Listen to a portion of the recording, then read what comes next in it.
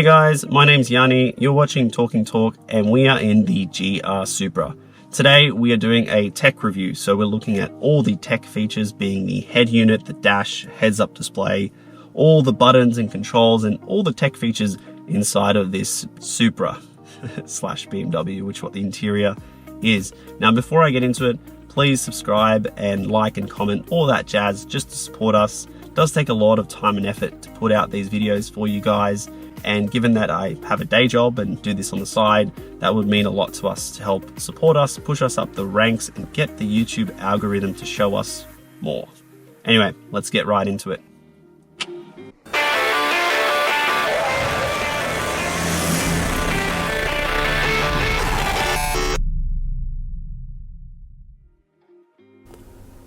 Now we're just going to start with the steering wheel and the dash before we go into all the other options over here.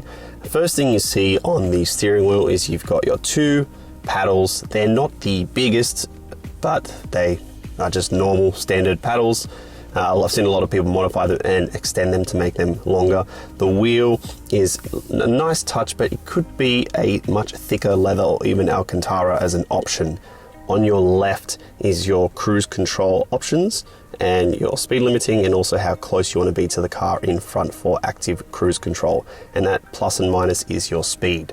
On the right is your audio function, so your volume down, your volume up, mode, answer call, and Siri. And this basically goes to the next track up and down, but it does glitch out sometimes, doesn't show the track, all the tracks that are next and previously. Now we get to the dash, and as you can see, it's a completely digital display, although there isn't an awful lot going on here, which is a bit of a shame because there's so much space, as you can see on the right, in that big black gap. Now on the left is your digital speedo with 0 kilometers an hour and the limit of the area you're in. Then your fuel on the left with the 7 horizontal lines.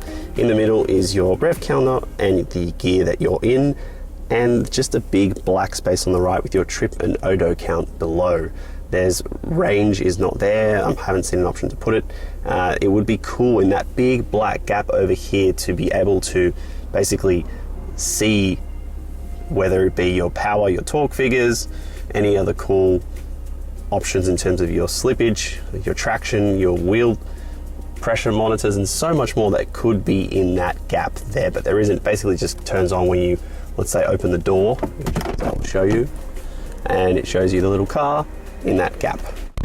And that's basically it. Could be doing a lot more in that space. The space doesn't really, well, the rev counter, the whole dash itself just sort of stays that design. Even if you hit sport mode, that's really all that it does. It just turns a very mildly red, and that's about it. That is your dash. If you hit the odo over here, the 00, you don't have to hold it down, you just touch it and it goes straight to 0, as you saw, which can be a bit annoying if you just want to go through trip A or B, which there isn't. As soon as you hit 00, it is gone, back to 0. Now you have your heads up display, as you can see over there. It shows your speed, your limit that you're in, and the rev counter as well. It will also show audio functions if you just basically hit the mode or the forward and back wheel. It will go through the different options that you can see, smooth and so on.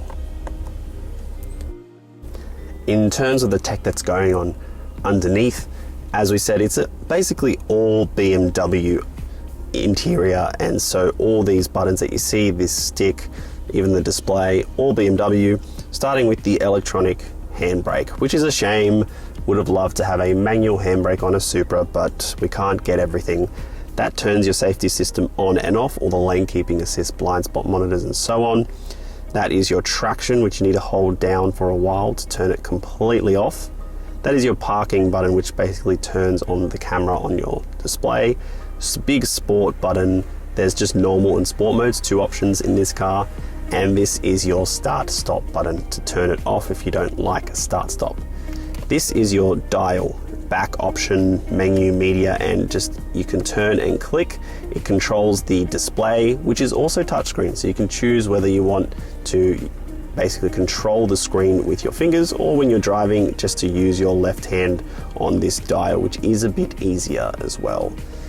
This is the stick, BMW Classic PRND, and if you go left, it goes into manual.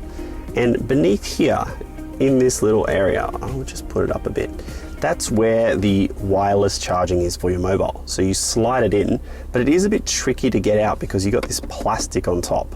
And when you have a USB plugged in here, there's one USB port and a 12-volt connector, it does make it a bit tricky to pull it out because it's sticking, basically going to hit either the stick or the 12-volt or USB. So there is the mobile connector to do your wireless charging. Then you move up and there is your BMW AC system here, which has dual climate control, although annoyingly it doesn't have an option to hit dual, so you have to change the temperature on both the right and the left. Your seat heating, you have 1, 2, 3 options. Heat settings, no heat seat cooling, just heating. Then off, your front, your back, your auto, and so on. Although a funny little quirk I discovered is when you push it in, the system sort of gets pushed in, which I don't know if it's a fault of this one or if it's all of the Supras, but it is an interesting little quirk. It sort of looks like it's going to open like the old CD players that would open and you put a CD in. Here are your preset options for the radio, and something cool is you slide across and that actually lets you scan through them, which is a nice little feature here, 1 to 8. That is your next and previous track and your volume over here. Now we will get into the display. So this is the infotainment system. It's the BMW 8.8-inch system, which comes on many BMWs, although it's in this Supra. And I'm just going to operate it with the dials and go through the options. This is your main menu. You have your media, communication, navigation, connected services, my vehicle, and notifications. So that's the main things that you can scroll from right to left with. When you click, there's an option on the dial menu. That's what happens when you click menu. It just sort of zooms it out. You can also click option. Option goes to this little 5 options here, split screen if you want it. Switch off the control display. I don't want to switch it off. Then change driver profile. So you can have different profiles, which is nice. The guest, and then activate driver 1, and it just changes your settings and it connects it to the key, which is pretty cool. You can also go back.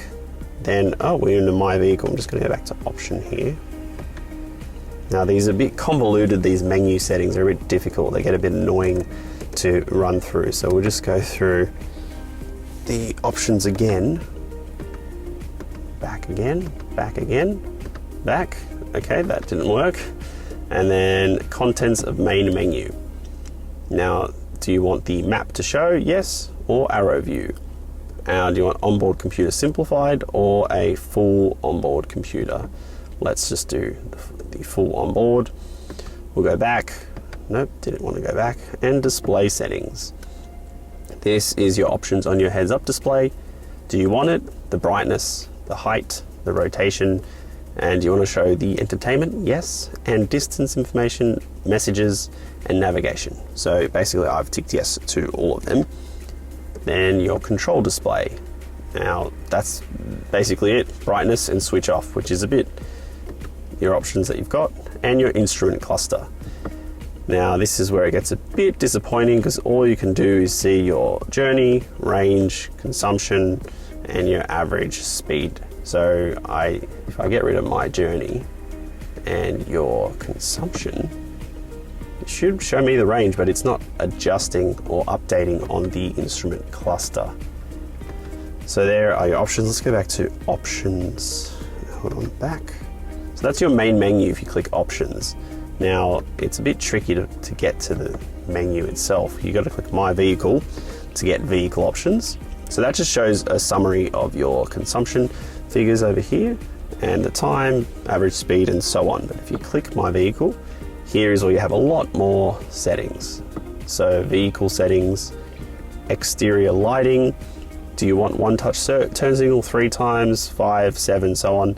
Daytime driving lights, yes, those LEDs are really cool, keep them on. Right hand, left hand traffic. Only adjust headlights when stationary with the engine off. Left-hand traffic, default. Comfort, welcome lights. Yeah, I like them. Door handle lighting and home lights. 30 seconds when you turn the car off. Doors/key. Key button settings, all doors. Yeah, there's only 2. Tailgate, relock automatically. I might change that later. Lock after pulling away, that would be ideal. Unlock at the end of the journey. Switch off, flash, fold mirrors in when locked. Yeah, just settings to do with the doors and the keys. Toyota Supra safety. Front collision warning. Yes, that's good to have.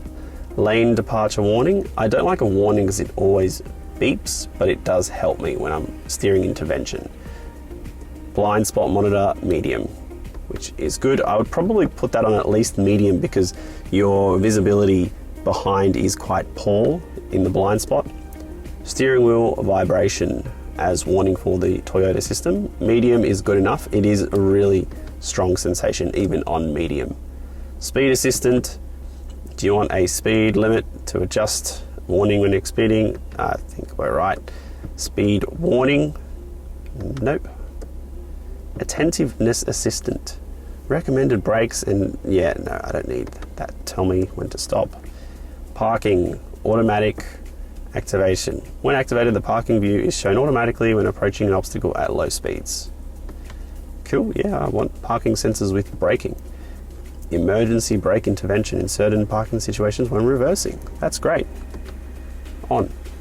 Cross traffic alert with the parking view activated. Acoustic and visual warnings are emitted at driveway exits. Activate that function. Configure sport individual. So if you hit sport, I will hit sport now. You basically can click configure individual and you've got your damping, steering, engine and transmission that you will hit, and your options are normal and sport, and that is basically it. Now if you click into sport again, where are we? That's back to normal. Your sport displays, that's the only way you get them. You got to click sport mode and then it just has your power and your torque. There isn't an awful lot going on. Should have a lot more displays, really racy things. It's a Supra, would be cool. Climate comfort, yeah, upper body, that's fine. Auxiliary intervention, yeah, I'm not too fussed with these settings. So yeah, that's your vehicle settings. More cool, sporty instrument cluster displays would be great, but that's your vehicle settings. So you either have option or you go through my vehicle on the menu. Notifications, just anything. I don't know why it needs an entire block there. Connected services. Basically, if you connect your phone, Toyota Supra Connect gives you all these options that you probably won't use. Although the shameful thing about Australia is this does not have CarPlay, Apple CarPlay and Android Auto, which is really, really lacking behind. Although BMW did make Australians pay for CarPlay, it was a subscription service, but they've axed that since. So that's why I'm confused why there's no CarPlay in here. And BMW does have a great wireless CarPlay, so you can chuck your phone in the dock, the wireless charger, and it'll be Bluetooth CarPlay. So there's your navigation system. When you click, you can put your input, recent destinations, map, journeys, and so on. Zoom in, zoom out, so forth. Don't really mind people seeing where this car is. I'm far from home. Journeys and so on. So that's your navigation system. Your communication, this is just your phone when you connect it. It shows your contacts, your calls, and you can change the menu as well to show messaging, email, calendar, tasks, memos, and so on. So there is your communication and your media.